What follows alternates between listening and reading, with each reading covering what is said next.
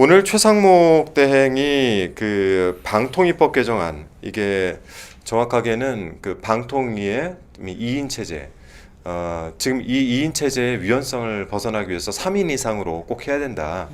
이건 제가 이제 그 22대 초에 냈던 제가 대표 발의했던 방송사법 중에도 들어있긴 한데, 이 방통위법 개정안을 다시 또 재요구했습니다. 네.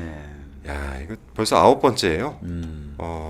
윤 정부 출범 뒤에는 국회에서 통과된 40개 법안이 국회로 다시 돌아왔습니다. 이게 실은 말이 안 되는 일이에요. 그러니까 이 윤석열 측에서는 저희가 네. 이제 탄핵을 많이 했다라는 얘기만 하는데 네. 본인들이 거부를 얼마나 많이 했는지는 얘기를 안 해요. 그러니까요. 그리고 제가 봤더니 그 계엄 전에 네. 탄핵이 이제 22건이 있긴 있었지만 네.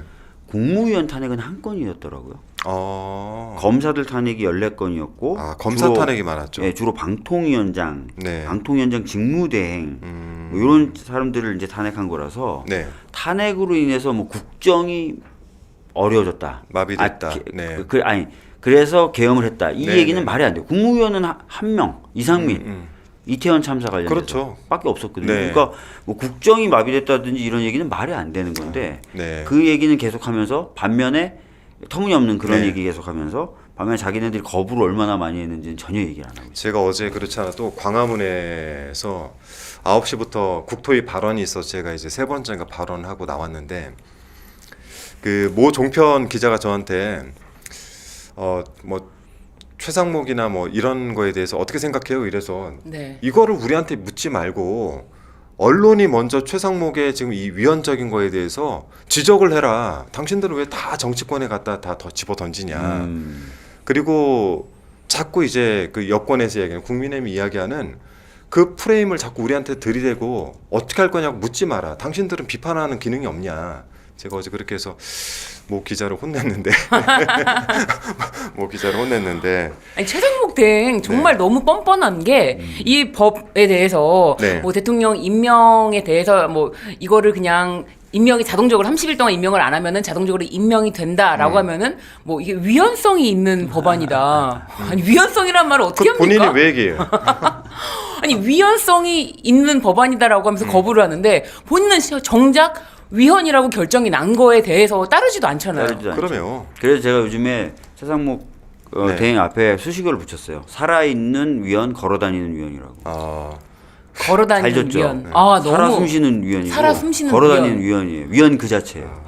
살아 숨쉬는 위헌 그 자체. 근데 지금 웃기는 게 방금 말씀하셨던 것처럼 본인은 헌재의 그 결정, 즉 네. 헌법재판관을 임명하지 않는 건 위헌이다라는 그 결정을 안 따르고 있어요. 네. 위헌을 계속 야기하고 있는 거예요. 네. 그러면서도 다른 사람들에 대해서는 윤석열 탄핵에 대한 결정이 나오면 따라야 된다라고 얘기하고 있어요. 네. 제가 헌재 보기에 결정. 본인이 무슨 말을 하는지도 모르고 그냥 인풋되는 대로 그냥 말을 내뱉는 것 같아요 지금. 저는 그래서 뒤에서 조종하는 그룹이 있다, 이렇게 생각을 합니다. 아니, 어떻게 헌재 결정을 따르지 않고 있는 자가 네. 헌재 결정을 따라야 합니다. 뭐 이런 무슨 그러니까. 블랙 코미디인가요? 본인이 어떤 상황인지 모르거나 아니면 누군가 인풋을 해주면 그대로 움직이고 말하는 인형 같은 존재가 되고. 네. 아, 이게 뭐 권한대행 되고 나면은 갑자기 의전도 달라지고, 본인이 그 어쨌든 우리나라의 최고 권위자가 되는 거 아닙니까? 그러고 나면은 어깨 뽕이 올라가고 바람 들어가요. 저는 그 바람이 잔뜩 들어가는 대신 뒤에서 조종하는 그룹들의 이야기를 충실히 따르고 있다라고 생각합니다. 엄청 지금 그냥 시키는 대로 하는 것 같아요. 네. 사실 그래서 이 뭐 국민들은 네. 일단 최상목은 탄핵해야 된다라는 목소리가 굉장히 크잖아요. 네. 왜냐하면 지금 헌법재판소 결정을 따르지 않고 있는 것만으로도 탄핵 사유가 아닌가라는 생각을 품고 있는데 민주당 내에서는 네. 어떤지 좀 궁금합니다. 최상목에 대해서. 네. 실제로 뭐 저나 뭐 김용민, 이용우 뭐 이런 분들은 탄핵을 해야 된다, 시급히 네. 탄핵해야 된다는 입장을 밝히고 있는데 네.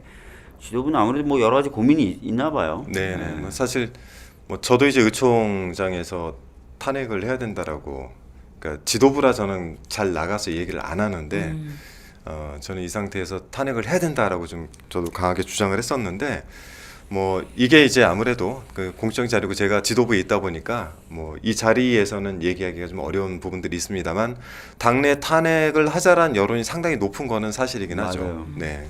아니 한번 생각해 보세요. 이 사람을 놔두면 앞으로 어떻게 되냐면 고위공직자가 지금 헌재법 무시하고 있고 그다음에 헌법 무시하고 있고 네. 그다음에 심지어 헌재 결정을 무시하고 있잖아요. 이 사람이 지금 대통령 권한대행이란 말이에요. 네. 그럼 앞으로 국민들에게 법을 따르란 말을 어떻게 해요? 그렇습니다. 그리고 법원이 결정하면 그걸 따르란 말을 어떻게 합니까?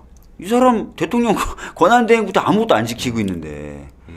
그러니까 지금 굉장히 그 국가적인 차원에서 보면은 질서를 훼손하고 있고 헌정 질서를 완전히 짓밟고 있거든요. 그럼요. 그래서 네. 이런 사람들은 법꾸라지 이런 표현이 아니라 법에 대한 폭행을 가하는 사람들. 맞습니다. 네. 저도 법꾸라지라는 말은 여기 이 상황에는 전혀 어울리지 않다라고 너무 생각을 순해요, 하거든요. 네, 맞습니다. 단어가. 이걸 빠져나가는 게 아니거든요. 그냥 뚫고 그냥 완전히 깨부시고 나가는 거거든요. 네. 완전 파괴하고. 사법 폭력이에요. 이거. 네, 맞습니다. 사법 학살. 네. 예. 자, 아무튼 본인이 저지른 일들에 대해서는 저는 언젠가 그의 합당한 처분이 있을 거라고 생각을 합니다. 자세히는 말씀 못 드리겠습니다. 네.